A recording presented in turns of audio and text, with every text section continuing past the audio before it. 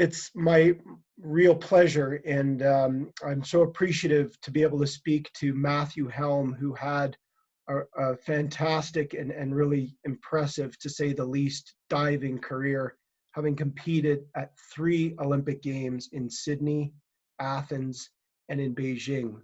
At the Athens Olympics, he won 2 medals. He was a silver medalist in the 10-meter platform event, and also won a bronze medal in the synchronized platform event.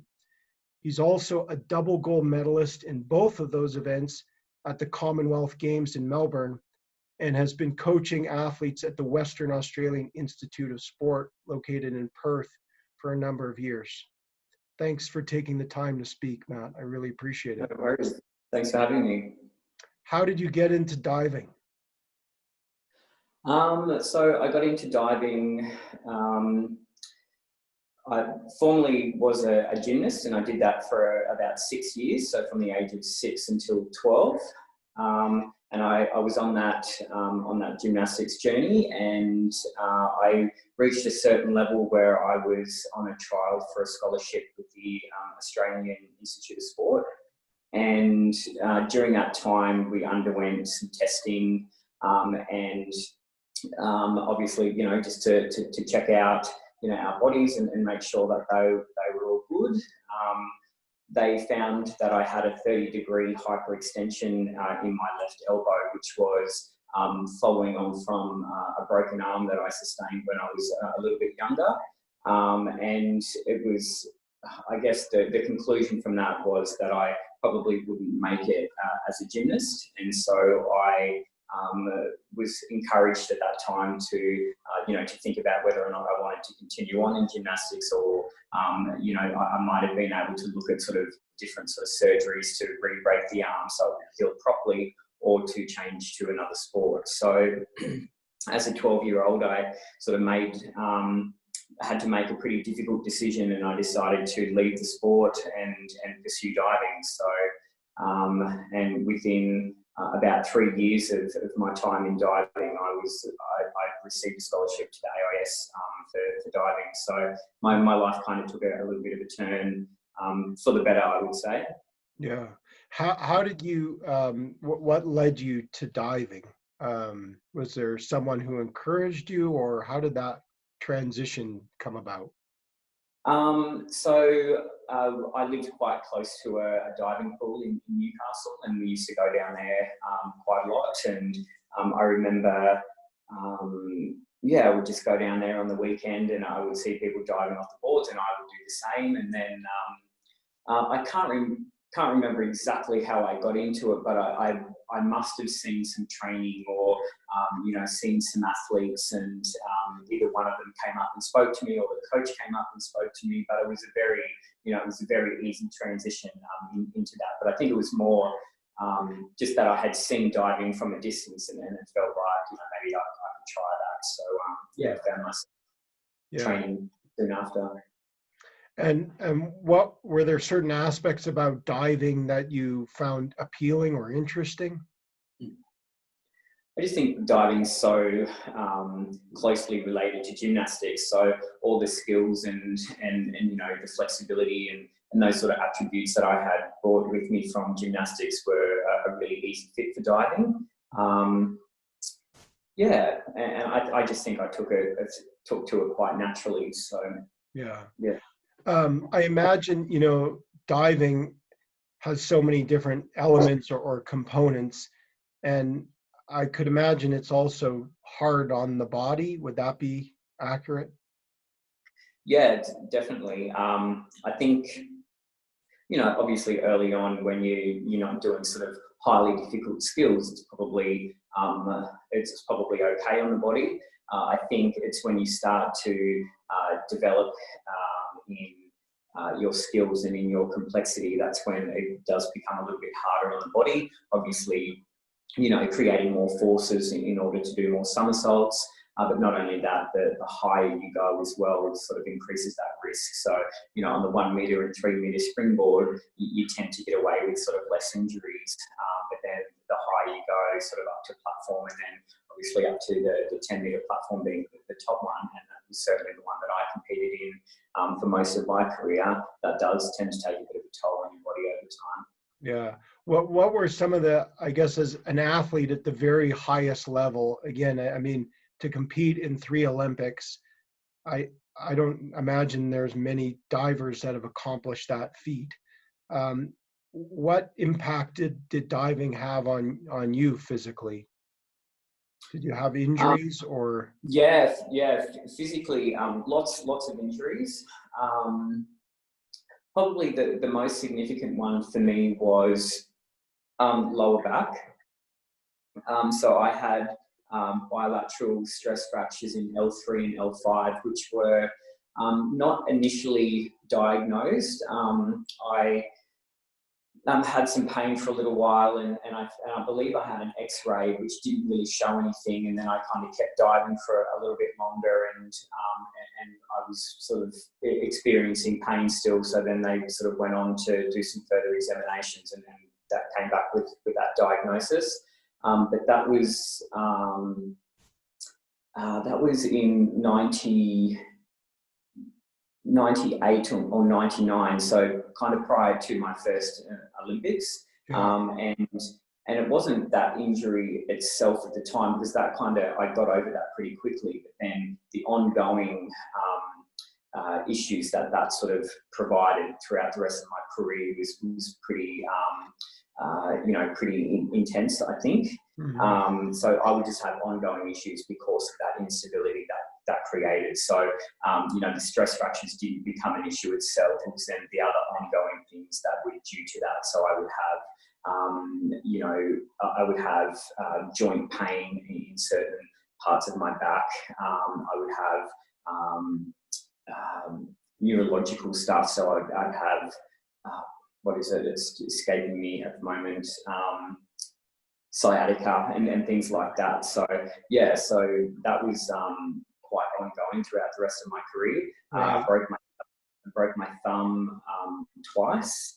I fractured my ankle just from probably old age, but old in diving terms. So nothing sort of outside the pool. It was just purely a training and more of a sort of overuse type injury. I suffered vertigo in the last year of my career as well, which is not really an injury, but it's still something in there to consider.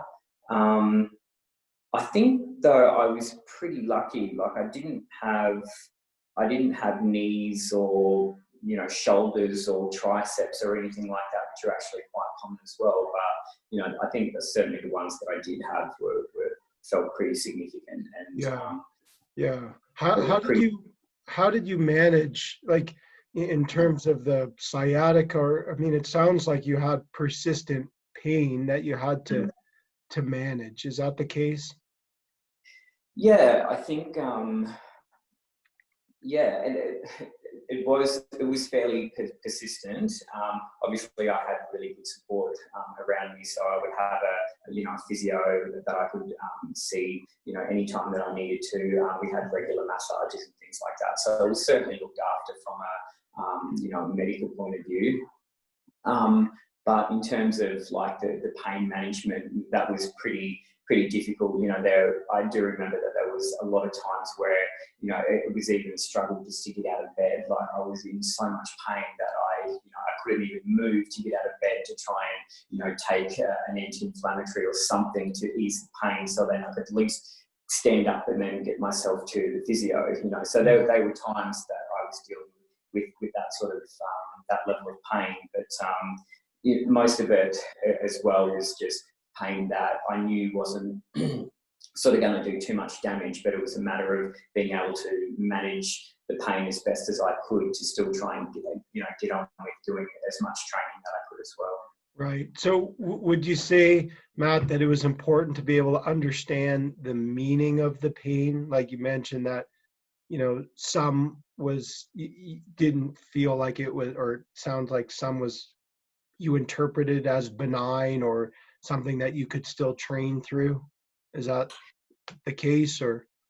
Yeah, certainly you know, I think I spent a lot of my career knowing which pain I could train through and which pain was, you know, to a point where I couldn't really do anything, or I was probably at risk. And, you know, I certainly knew the difference between all of them. I had a really good sense on, you know, if I was in a certain amount of pain, exactly where that was and what may have attributed to that. I knew sort of what my limit of what I sort of could and couldn't do. And I think it was frustrating as well, because I think there were times as well, and I remember my physio sort of saying to me sometimes as well that I wasn't like I didn't present sometimes textbooks, so it was really just a matter of trying to work with me. And because she had spent so long with me, you know, she was able to sort of understand how my body was working over that time as well, even when I couldn't. It was quite frustrating at times, particularly those times where like I was really, really sore, but maybe also didn't present in a way that could have, you know, would have indicated that I was really sore. So I think there was a lot of times that I felt quite frustrated in not knowing why I was experiencing some of the pain that I did. Yeah. So there were times where that uncertainty about kind of the pain or sort of what was maybe causing the symptoms was difficult to deal with psychologically, or was frustrating. Sorry, what was the Oh, question? sorry, just that, like, when there was uncertainty, it sounds like Yeah. about the pain, that had a psychological impact, I guess, or you mentioned that was frustrating. I just wanted to Yeah, clarify I, that. I think I certainly heard a few times throughout my career that, you know, or, you know, there was some suggestion sometimes that, you know, maybe the psychological impact of maybe what was coming up, or, you know, maybe things that were external to the actual injury may have contributed to this sense of pain. And I think, you know, that was probably frustrating at times as well. But I guess, you know, being where I am now, I can kind of look back and wonder whether maybe part of that does, or maybe did attribute to some of those feelings of pain. But what I do know for a fact is that there was pain, and wherever it came from, whether it was that psychological or whether it was actually real sort of pain, there was pain, and it was, yeah, it was frustrating no matter where it sort of came from. So. Right. And so, you know, you mentioned that there were instances where the pain was strong enough that getting out of bed was difficult. Did you wonder in those instances whether you would still be able to compete at a high level, or, you know, like, or even just resume daily functions? No, there was never a doubt that I could.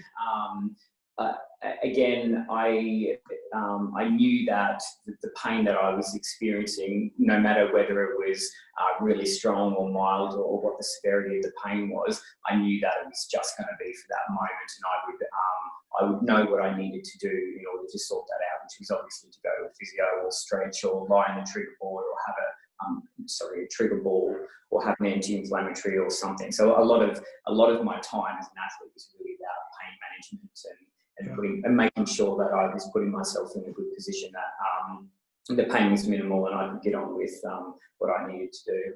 Right. And how did you develop that knowledge or understanding, I guess, that the pain would reside? Was that just through experience, or were there other ways?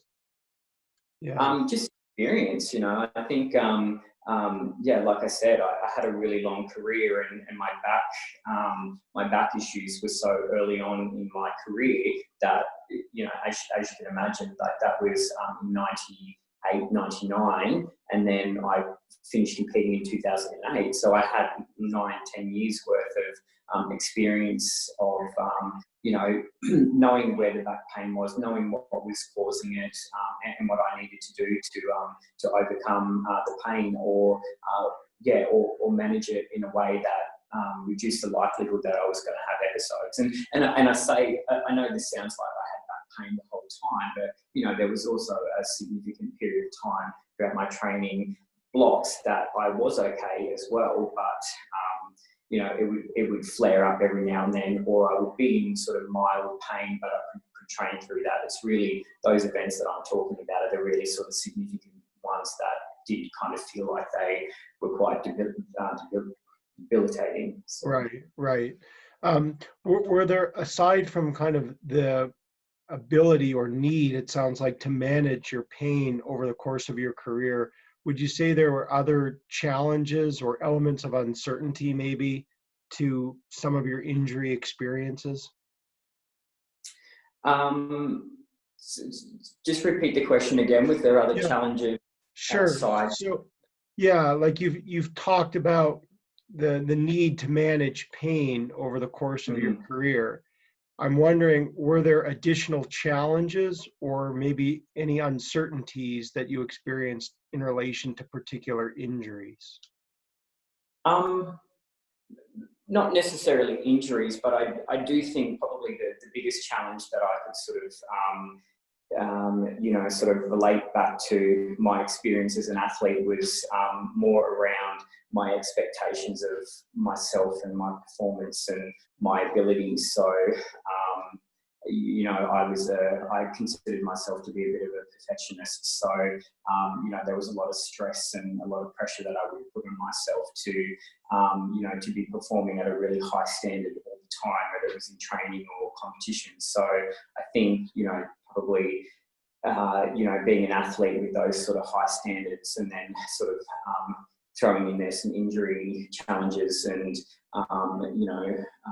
those sort of things sort of side by side were quite challenging, I think, to deal with sometimes. And maybe that's where some of the psychological aspects that some people sort of thought of that may have sort of come in to heighten, I guess, those that sense of pain that I was experiencing. Right. So are you suggesting that maybe the fact that you had perfectionist tendencies, that might have had an impact on the pain sensations that you were experiencing? Is that the suggestion, or not really? I think it's I don't think it highlighted the pain. I think it made it more difficult for me to deal with because like emotionally, I don't quite know how what exactly I'm trying to say, but I think if I was a little bit more laid back and a little bit more calm, I think sort of having those injuries would have been much easier for me to deal with, or I would have been in a better position to sort of handle those injuries in a different way. But because I was so, because I had those high standards and I probably was, those things that impacted my ability to perform at a high level, I was quite, I was probably frustrated and didn't have the tools to handle, what I wanted to do from a performance point of view in a way that might have, that other people may have been able to handle them. So Right. There's potentially a relationship between, my perfection tendencies and the injuries and things that I sort of dealt with, and those two things combining just made life quite difficult. Yeah. So it sounds like, I guess, those qualities or attributes, would it be fair to say, impacted how you coped with the injury experience? And I mean, I also think that's interesting because it sounds like you're suggesting that those, the perfectionist tendencies maybe made it difficult to cope emotionally with the injury. But I also wonder, by the same token, I mean, it seems like from an outsider's perspective, you had, I mean, a storied career despite the injuries, or, I mean, so yeah. Yeah. So as we're talking, I think you're exactly right in that first part, but I also think because I had, that sort of perfectionist tendencies and that desire and drive and all of those things that led me to be successful, I think that also helped me through those injuries as well. So it's like bit of a double-edged sword. I probably, was quite frustrated and emotional, and maybe didn't have some of the tools to cope with them. But on the other hand as well, the standards that I did have also helped me push through some of those injuries and keep going, because I certainly don't think that I would have, reached the heights that I did without, having, those traits as well. Yeah, sure. So on that note, would you say that there's a strong motivational component to recovery from injury? And I don't know if motivation is sort of related necessarily to that idea of perfectionism, but maybe, I guess, in terms of like what was driving you to come back? Yeah. Yeah. Yeah, I mean, obviously, motivation is certainly something that is a really big driving force. From very sort of early on in my career, I wanted to sort of reach the heights that I eventually went on to reach. And so, injuries, I knew that was just part of the sport. And another example, just to give you a bit of an example about motivation and drive and sort of dealing with injuries.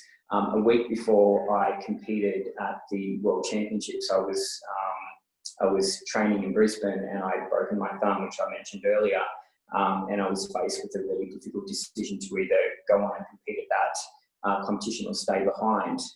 I needed to, prior to that competition, I knew that I wasn't going to do any more damage provided I put it in a plastic splint, and it was it was immobile. So as long as that was the case, I could still dive. But my thumb was kind of locked in this certain position in a plastic splint, which I had to tape to my hand, relearn how to dive, and by that I mean needed to manipulate my body and do sort of certain skills with this new sort of thing that I'd never really experienced. But so I was in a position where I was either needed to just stay behind or go, well, what do I have to lose? I've been training well.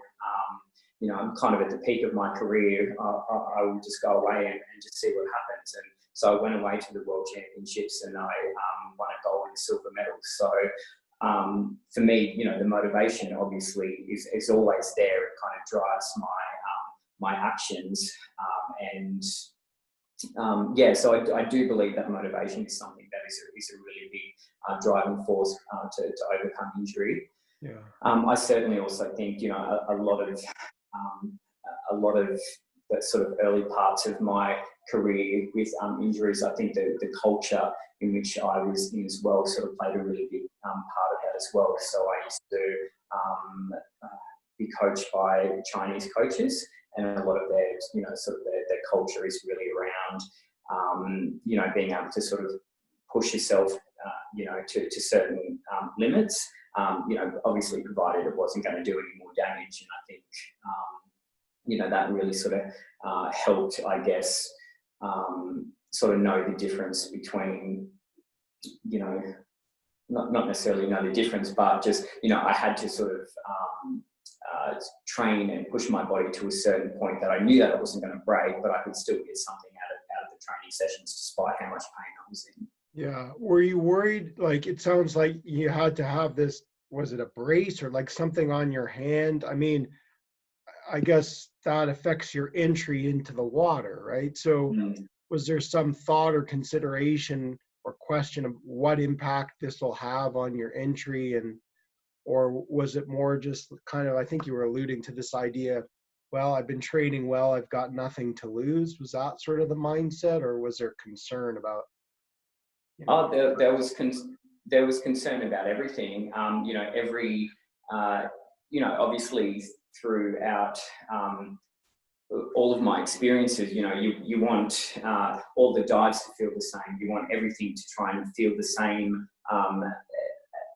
because your body just gets used to certain senses of feelings and sensations and things like that. But then as soon as you go and add something to that mix, then everything feels different. So right down to the way that I was, having to grab, like grab my tuck position, or, how I would grab in my pipe position so that the plastic cast would sort of dig into the back of my leg, or, I would have my plastic cast sort of digging into my wrist, and, I couldn't sort of move my thumb. And so it kind of just changed every aspect of my dive. But I guess, again, I thought that I knew that I wasn't going to break a thumb. I was going to go away and just do the best that I could. And I knew that I had a bit of time to try and overcome, those new challenges. But it's that feeling of, I guess, knowing, well, if I've got nothing to lose, I can't throw away all the work that I've been doing, and I'll just go away and just do what I can. And obviously, yeah, it was quite lucky to have had the result that I did. Yeah. So I want to kind of dissect it a little bit more, because I mean, to me, it seems remarkable that how long before the World Championships did you have the break of the thumb? It was probably about 4 days before I left. Okay. Yeah. And so in that 4 days, I had to, go to a hand specialist to get a plastic splint made up, which actually initially was quite big. It kind of covered my whole hand, but I found out very quickly that I couldn't dive with that because it was too big. It was quite loose. So then I had to, ask her permission to be able to sort of cut it down to a sort of certain level, so it could I could tape it to my wrist in a way that felt really comfortable. And I mean, I got it to a point that it was comfortable as possible, but it wasn't ideal. But I knew that I couldn't make it any smaller, because if I made it any smaller, it would have lost the, its integrity. So, and I didn't want to, do any more damage. So.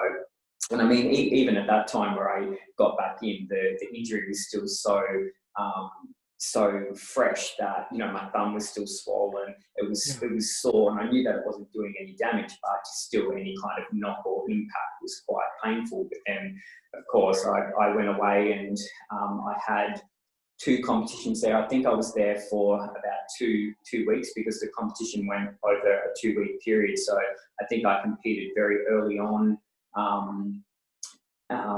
in the competition, and then I had another competition a little bit later. So my first competition was only very, very quick, and I can't remember whether that was individual or synchro. I can't remember which order. I think it's irrelevant, but so I had initially about a week and a half to get used to that before I competed first, and then I had another week or so to get ready for my second competition.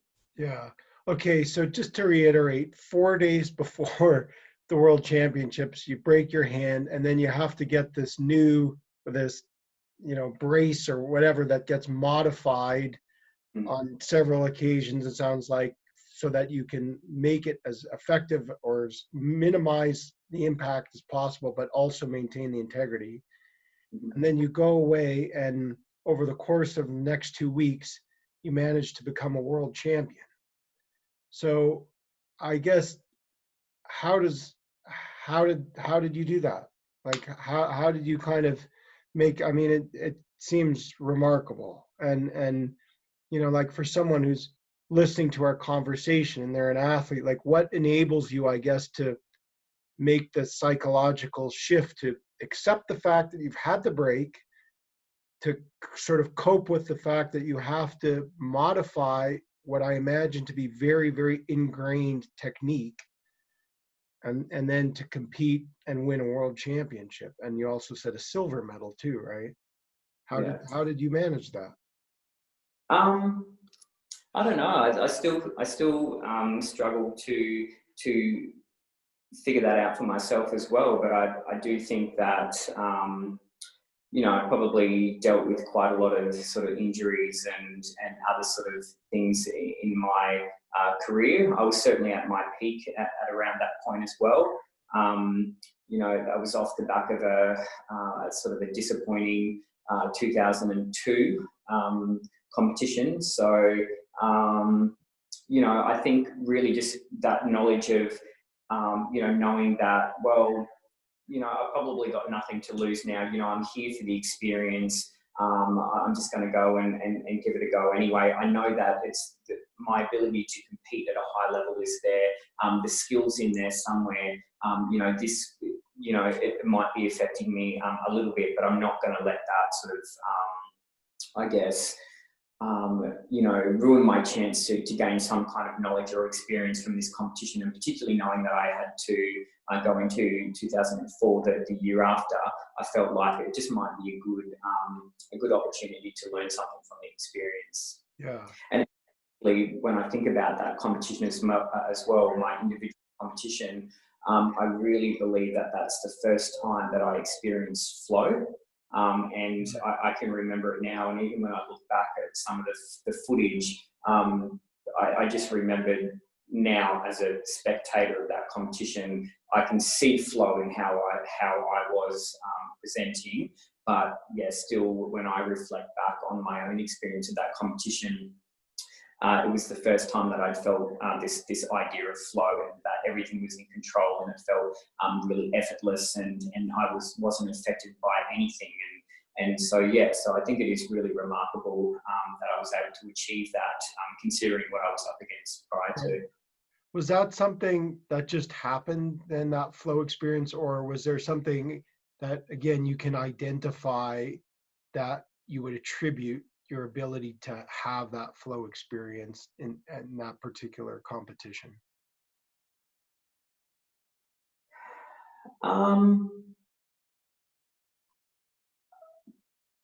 Again, I don't really know how to describe it, but what I will say is that, you know, I spoke earlier around, you know, the standards and expectations that I have put on myself. And for me, it didn't matter whether that was competition or that was training. That's how I trained all the time. You know, I trained like I wanted to compete, and I compete like I wanted to train. So, you know, for me, and again, it's really hard because when I reflect back on my time as an athlete now, I know that I was a great diver, but I didn't realise it at the time because I always was looking for something more. I wanted to be better than I was, you know, that dive before or yesterday. I was always trying to achieve something better and much better, even though, again, when I reflect back on it now, it was very, very good at the time. But yeah, there was probably no difference to how I trained versus how I competed. So for me, whether I had a broken thumb and I was just competing at the World Championships in an outdoor pool in Barcelona, which was this most amazing venue, I just went out there and I did what I did every single day. And I think, and maybe it had something to do with the expectation that I sort of took off myself because of that situation. But I don't know what the situation was, but I just remember that it was flow, and I dove really well. Yeah. So I was just going to ask you if somehow paradoxically injury almost released you from the expectations that it sounds like you placed on yourself regularly. And I guess it's speculation, of course, but yeah, just, you know, in reflecting on what you're saying, it almost sounds like, you know, you mentioned, well, you sort of had that, I've got nothing to lose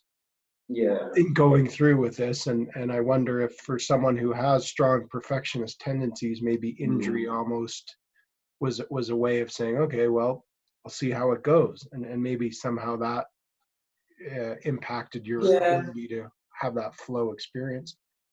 Yeah, I see what you mean. Yeah, I can see that. You know, like I'm trying to sort of reflect back, maybe not necessarily to that time, but you know, I certainly, I would imagine, again, looking back at my career, if I wasn't diving well or if I was unhappy, I would probably think that maybe subconsciously I'd be looking for a reason to, you know, to let people know that I'm not diving well because of you know, an injury or an illness or whatever. I think that's human. Maybe it's human nature. I don't know, but you're right. Maybe that was something that subconsciously I was thinking about.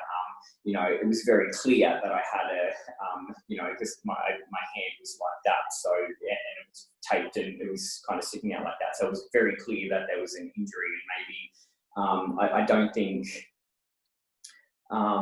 Yeah, I don't know. I don't quite know what I'm trying to say, but No, it's maybe, interesting. I mean, yeah, you also seem to be, just as you're talking about, I'm kind of thinking about this idea of self-handicapping that sports psychology researchers talk about, where you sort of, sometimes athletes will say something to others like, oh, well, I had this injury. And while it may be legitimate, they may be yeah, doing it to give others a reason to not infer that they're somehow incompetent if they don't yeah, perform well, right? So it's like, well, the reason I didn't perform well wasn't because of my competence or lack of ability. It's because I have a hand injury. Or yeah. so I interesting. think I feel like maybe at times that crossed my mind at certain points, but I think what I was trying to say is that I don't think I purposely felt like I had to go there and, you know, put my hand up and say, look, this is where I'm at, Yeah, and I'm dive anyway. I think it was more just a personal decision to say, well, you know, it was probably a bit of both. It was probably a bit of a personal decision to say, well, I may not be at my best, but I'm going to give it a go anyway. But I think probably more strongly that came through was, well, because I had to make that decision in the first place, and I think it was like, well, I'm going to give it a go anyway because I've just done all this work and I'm not going to waste this opportunity. So, you know, I don't know which one it really came from, but look, I think at the end of the day, I had to stand up there and I had to deliver a performance, and that was probably more so my driving motivation right, right. to do well. And yeah, Yeah. Would you say, so I'm just interested also in kind of the idea about the timing of the injury and the competition, and maybe just more broadly speaking, like how, and maybe in your role as a coach, like how are decisions made about when the athlete should or should not be competing, and the impact of sort of the proximity to the competition, and what, if any, impact that has on the decision to compete or not. Yeah, um, yeah. Obviously, you know, we've got medical teams that sort of work alongside our sports. So I think really those decisions are left up to those people. Um, Yeah, I think I've had a number of experiences as a coach where I've had athletes that you know, get injured. Obviously, happens quite frequently, and yeah, it's really those decisions I think that are left up to the medical team, whether that be the doctors or the physios. And I think, you know, given my sort of extensive history as an athlete with injuries, I, you know, certainly listen to the advice of those guys, and yeah. yeah. So that's kind of the medical is sort of guidelines, or it sounds like driving the decisions, I guess, or the decision is informed, would you say, entirely by the medical experts, and say, well, they're physically ready, or um, is there some, I guess, having said that, is there some assessment of whether the athlete is psychologically ready, or is it entirely or strictly a medical decision about, well, they meet this functional criteria? Do you mean now or previously? Yeah, Like, I mean, sure, I that's a good question. I mean, maybe my question is, has that changed? yeah, I think.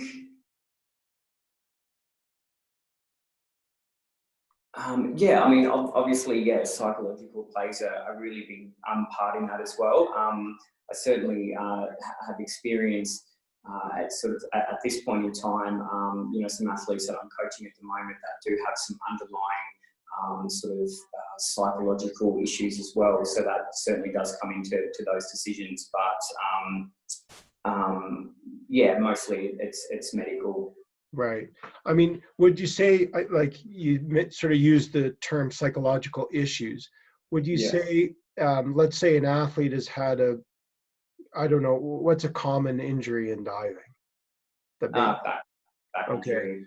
So maybe if they've had a back injury where they're out for a little while, I mean, would you say it's normal that there's some level of apprehension or concern that about, am I going to perform, or, is this going to set me back, or is my back pain going to come back again? I mean, is Yeah, that a psychological issue, or is that sort of maybe just sort of what could be characterized as normal for the returning athlete? And if so, how is that dealt with?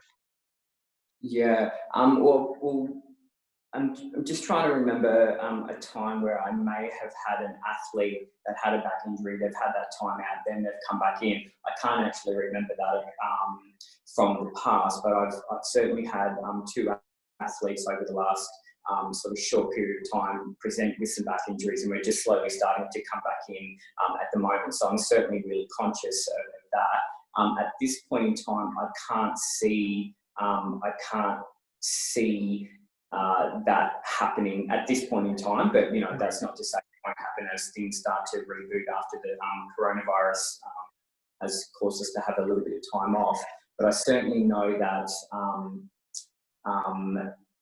there was a period of time just before coronavirus where the athletes were starting to build back up, and I got the sense that maybe there was a little bit of apprehension there. So I think that it is very real, and I think before when I said that I have another I have a couple of athletes with some sort of underlying mental health psychological sort of issues or concerns. There was certainly an athlete that was presenting with some back pain, but not was sort of diagnosed that it was okay, that everything was fine, but because of the other scenarios of athletes in that program with back pain, and that her sort of more heightened sense of things, maybe because of those issues, she was kind of presenting with some apprehension or some concern around whether or not she would have the same injuries. So I think that it is very, it is common, but again, I haven't sort of, in this, like right now, I haven't experienced that with those two athletes that are returning. Right. So are there things, I guess, that you have done or hypothetically could or would do when an athlete expresses some ambivalence, I guess, about, maybe just getting back into maybe more intense kind of dives or competition, maybe? Yeah, so I mean, obviously I work really closely with the medical team and the physios around, returning to full training and load, and just monitoring all of that, and obviously being really careful with my prescription and making sure that I'm not sort of contributing to anything that I believe is going to be sort of detrimental to the athlete. Mm-hmm. So that's obviously one thing, what I can do to prescribe the program, but then also just checking in with the athletes and just making sure that they're okay, and just checking in every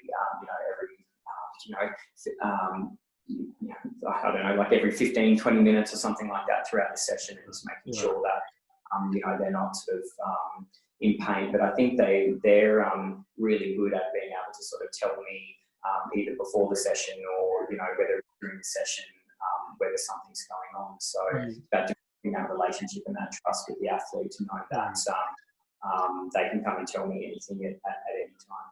Yeah. So having that good relationship with your athletes enables them to, or increases the likelihood, would you say, that they're going to communicate with you or disclose pain or I guess whatever challenges they may be experiencing? Yeah, definitely, and I do believe that that's something that I've probably learned through my experience, because I feel like as an athlete, I was probably able to express those times where I was in pain, but I also knew that at some point that pain was just part of normal training, and that I sometimes I just had to get on with it. And if I knew that it wasn't, it wasn't going to like cause any sort of further damage, that I just had to get on with it. But I think going through that as an athlete, as a coach now, I think I'm probably more open to, when an athlete's experiencing pain, just kind of, I guess, reading that situation and making a decision about.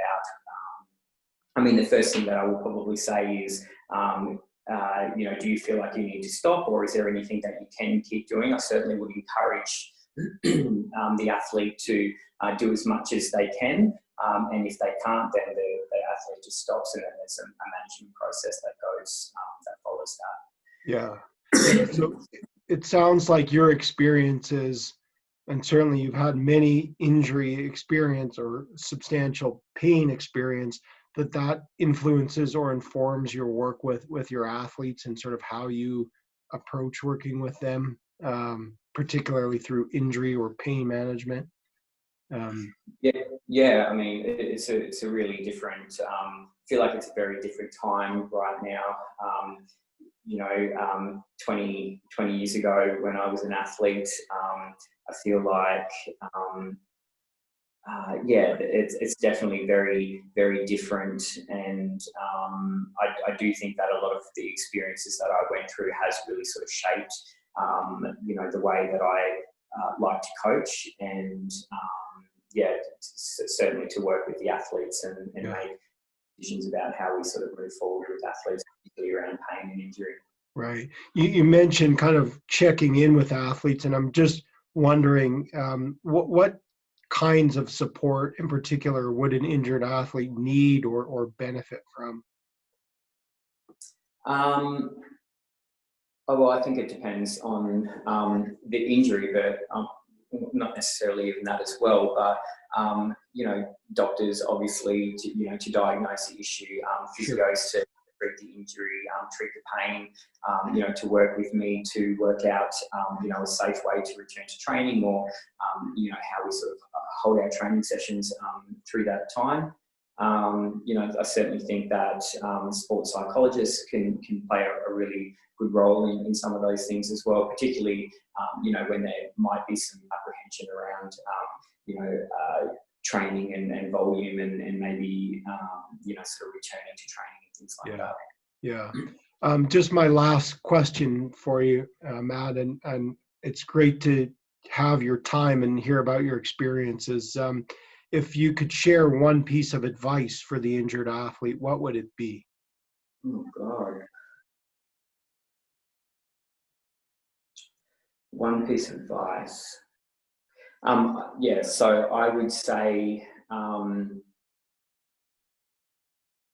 if there is an injury that you do have, obviously, seek out the support that you need to have that injury treated and assessed, and to find the best sort of rehabilitation program around getting back to full training. But I also think that it's really important that you find sort of other activities that you can do around that injury.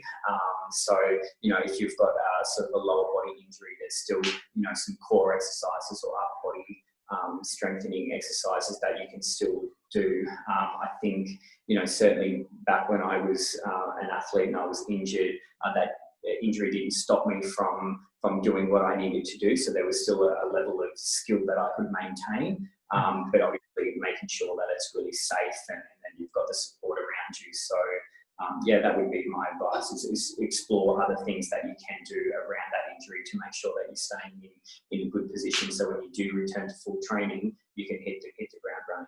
Yeah. So just kind of using that injuries as a chance to address, maybe the different facets of one's performance or skill development, and to get that support, or to seek out the support and be proactive in doing that. Absolutely. Yeah. Absolutely. Yeah. Thank you again for your time, Matt, and your expertise. It's really interesting to hear about your personal experiences, but also from your perspective as a coach and working with athletes. So thank you for speaking with me. No worries. Thank you very much. Thanks for having me.